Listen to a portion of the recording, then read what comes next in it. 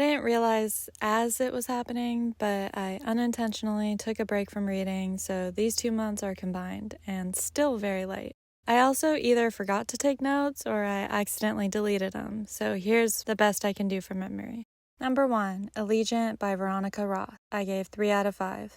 The third and final installment of the Divergent series. With the movie, they tried getting greedy and went for the whole 2 parts thing, but it bit them in the ass because it failed. And then it bit the fans in the ass because the series never got finished. They strayed so far from the book anyway, so it's probably for the best. I found a few sentences of notes on this one. It starts with For's mother, Evelyn, holding Tris and Christina captive for showing Edith's video. Evelyn forces Tris to take a truth serum to find out if she was a traitor, but Tris has learned how to fight the serum, which I'm sure she wished she knew how to do in book 2. I don't remember anything else from this.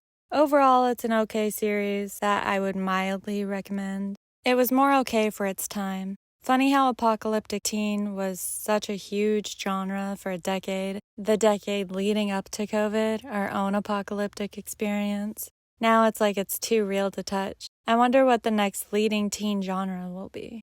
Number 2, Rememberings by Sinead O'Connor. I gave 3 out of 5. As most female artists, females in general, Sinead lived a rough life. Reading autobiographies can be so sad. The male ones usually talk about how they slept around and cheated on people, and the female ones almost always have some form of assault in them. The world needs to change. I definitely recommend this, mostly because I think it's important to hear more stories from women. My main gripe with this is that she talks about sex a lot and states that she wants to have sex with a lot of men, but then later states that she's asexual. This puts a bad pressure on asexuals. When I tell people I'm asexual, they often think that I'll still have sex, which I won't do. That's borderline rape culture if you know someone doesn't like it and you do it anyway. I think maybe she just meant she was abstinent, which a lot of people do confuse the two. I'm not sure though, I don't want to assume things. Number 3, The Fifth Wave by Rick Yancey. I gave 2.5 out of 5. The world is ending and it's happening in waves. They realize humans killing themselves is the fifth wave. They're being invaded by an interesting species that takes host of human bodies. Cassie is a teen who has a huge crush on Ben. She gets separated from her brother and everyone else. She gets knocked out and wakes up in the care of Evan, who she later finds out is one of the aliens. They kind of fall for each other, but then they find Ben and her brother, and she gets flirty with Ben. I don't know, it's weird. It's definitely very juvenile. The world is ending and all of these teens are like, "Tee-hee, but did you do it yet?" It's gross.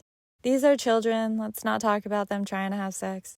Number 4, The Infinite Sea by Rick Yancey. I gave 2 out of 5. The sequel to The Fifth Wave. I've already read all 3 of these when the movie came out. I was just feeling nostalgic, so I tried to give them a reread. I will not be rereading the 3rd one, though. This one just got too confusing. The narrator kept changing, which made it really hard to follow.